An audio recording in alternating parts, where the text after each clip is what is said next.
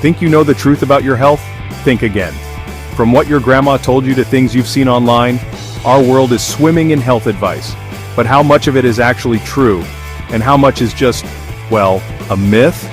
It's easy to get caught up in these widely accepted facts, especially when they've been repeated for generations. We hear them so often that we just assume they must be correct. Learned that questioning what we think we know is one of the most important things we can do for our well-being.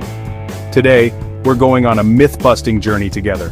I'm going to take 5 of the most common health myths I hear all the time, things that even I might have believed at one point, and we're going to dive into the science to see what's really going on. We'll look at the evidence, separate fact from fiction, and empower you with the knowledge to make better, more informed decisions about your own health. It's not about pointing fingers or making anyone feel bad, it's about getting to the truth. So, get ready to have your mind blown, or at least have a few long-held beliefs challenged. I want you to be an active part of this discussion. As we go through each myth, think about which ones you've heard before, which ones you've always sworn were true. Be honest. Drop a comment below right now and tell me one health fact you've always wondered about. Let's see how many of these myths have fooled you. Alright, let's start with a classic, one that parents and teachers have been using to scold people for decades. Stop cracking your knuckles, you'll get arthritis. We've all heard it. That satisfying, or for some cringe-inducing pop, is a sound that immediately brings on a warning. The logic seems simple enough on the surface. You're doing something to your joints, it makes a noise. So over time it must be causing damage, right? This belief is so deeply ingrained in our culture that it's almost accepted as medical fact without question. It's the kind of thing you'd tell your own kids without even thinking twice. But what's actually happening when you crack your knuckles? That popping sound isn't your bones grinding together or cartilage shattering. It's primarily caused by bubbles of gas, mostly nitrogen, being released from your synovial fluid, which is the lubricant in your joints. When you stretch or bend your finger to crack the knuckle, you're pulling the joint apart. This creates negative pressure, causing those gas bubbles to collapse, which creates the pop. It's a process called cavitation, and it's a completely normal and generally harmless physical phenomenon. It takes about 20 minutes for the gas to redissolve into the fluid, which is why you can't immediately re-crack the same knuckle. So does this harmless popping lead to the debilitating pain of arthritis? The scientific community has actually looked into this pretty extensively. One of the most famous studies was conducted by a doctor named Donald Unger, who, for science, cracked the knuckles of his left hand at least twice a day for over 60 years, while leaving his right hand as a pop-free control. The result? After 6 decades, there was no difference in the amount of arthritis between his two hands. Larger, more formal studies have backed this up, consistently finding no credible link between the habit of knuckle cracking and an increased risk of developing osteoarthritis. So, while it might annoy the people around you, you can rest easy, knowing it's not wrecking your joints. Next up is a myth that every parent at a birthday party swears is true. Sugar makes kids hyperactive. You've seen it, right? A kid has a piece of cake, a few candies, maybe a sugary drink, and within minutes they're bouncing off the walls, running in circles, and their volume is turned up to 11. It seems like a clear cause and effect relationship. The sugar goes in, and the chaotic energy comes out. This belief is so pervasive that many schools have policies against sugary treats, and parents often use it as a reason to limit sweets, especially before bedtime or important events. However, when scientists have tried to prove this link in controlled settings, they've repeatedly come up empty-handed. Numerous double-blind, placebo-controlled studies, the gold standard of research, have been conducted on this very topic. In these studies, children are given either a sugary drink or a drink sweetened with an artificial sweetener like aspartame, which has no effect on blood sugar.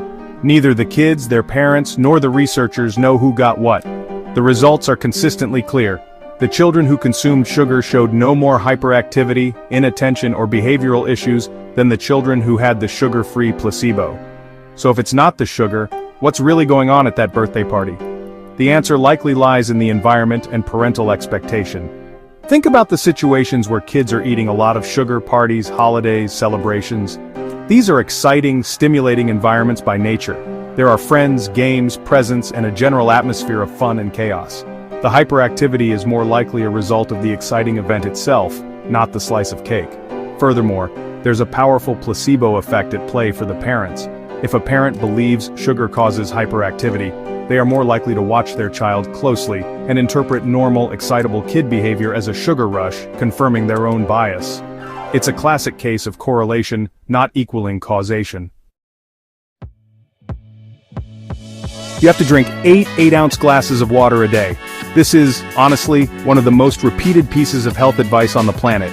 It's simple, it's specific, and it sounds official. We see it on health websites, in magazines, and it's probably been drilled into your head since you were a kid.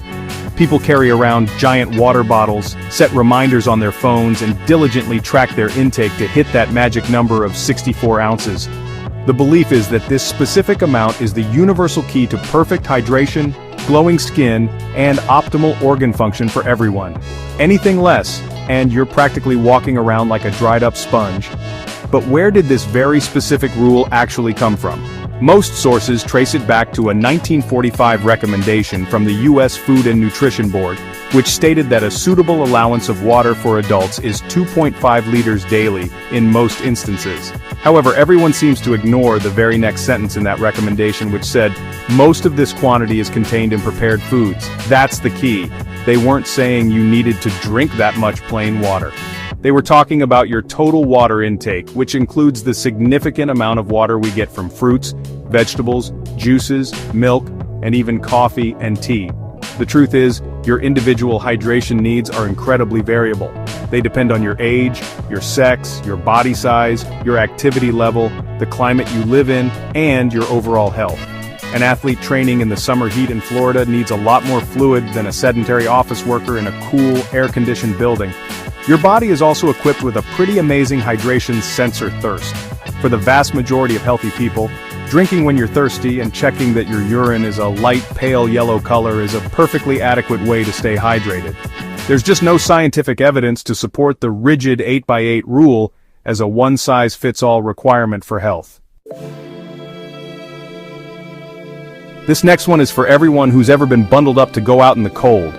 Your mom, dad, or grandma almost certainly shouted this after you as you walked out the door. Wear a hat! You lose most of your body heat through your head. It makes a certain kind of sense, doesn't it? Your head is full of blood vessels. It's not usually covered by layers of clothing, and you can feel the cold on your ears and scalp. The idea that it's a giant radiator for your body, responsible for anywhere from 40 to 80% of total heat loss, has been a cornerstone of winter wisdom for generations. This myth seems to have originated from old, misinterpreted military studies from the 1950s. In these experiments, researchers put subjects in Arctic survival suits, but left them without hats, and then measured their body heat loss. Unsurprisingly, they lost a tremendous amount of heat through their uncovered heads. But this wasn't because the head is magically different, it was simply because it was the only part of their body that was exposed to the cold. If they had conducted the same experiment with subjects wearing only shorts, they would have found that they lost most of their heat through their legs. It's just a simple matter of exposure. The reality is that heat loss is proportional to the amount of skin surface area that is exposed to the elements. Your head only makes up about 7 to 9% of your body's total surface area. Therefore, under normal circumstances where you're wearing clothes, you'll lose about 7 to 10% of your body heat through your head, an amount roughly proportional to its size. So, should you stop wearing a hat in the cold?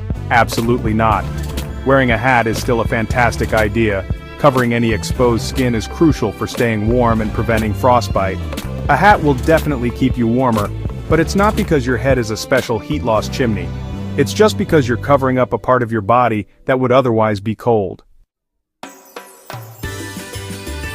Let's tackle a myth that has probably caused a lot of hesitation, especially for people shaving for the first time. The warning is stark. If you shave your hair, it will grow back thicker, darker, and faster. This idea is particularly prevalent when it comes to shaving facial hair or leg hair. Many people will opt for more painful or expensive methods like waxing or laser hair removal, all to avoid the dreaded fate of coarse, stubbly regrowth that they believe shaving will cause. It's a cosmetic fact that has been passed down for so long, it feels undeniably true. You shave, and the stubble that appears a day or two later feels coarse and looks more noticeable. But this is a complete optical illusion, a trick of perception. Let's think about what a strand of hair looks like. A natural, uncut hair has a fine, tapered end. When you use a razor, you're slicing that hair off at a blunt angle, straight across the thickest part of the shaft, right at the surface of the skin. So when that hair starts to grow out, that blunt, flat-cut edge is the first thing to emerge. This blunt tip feels stubbly and coarse to the touch compared to the soft, tapered tip of an unshaven hair. It also might appear darker because the new growth hasn't been lightened by the sun or chemicals yet. The act of shaving has absolutely no effect on the hair follicle, which is buried deep beneath the skin's surface. The follicle is what determines your hair's thickness, color, and rate of growth, and a surface-level razor blade can't change its biological programming.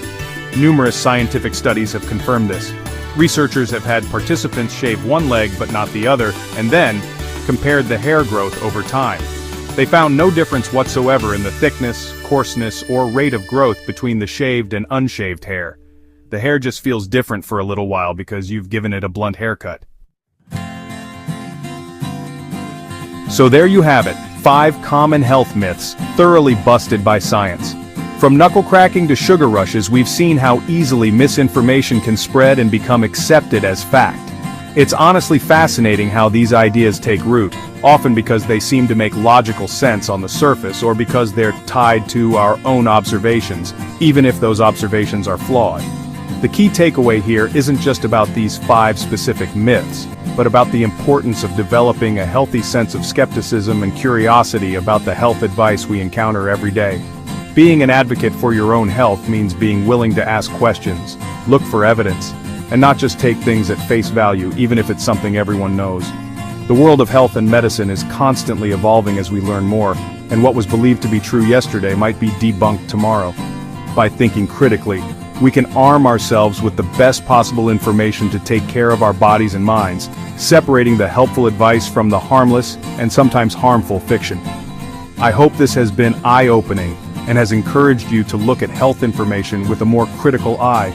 It's all about empowering you with knowledge. Now I want to hear from you. Be honest, how many of these myths did you believe? Let us know in the comments and don't forget to subscribe for more myth-busting facts.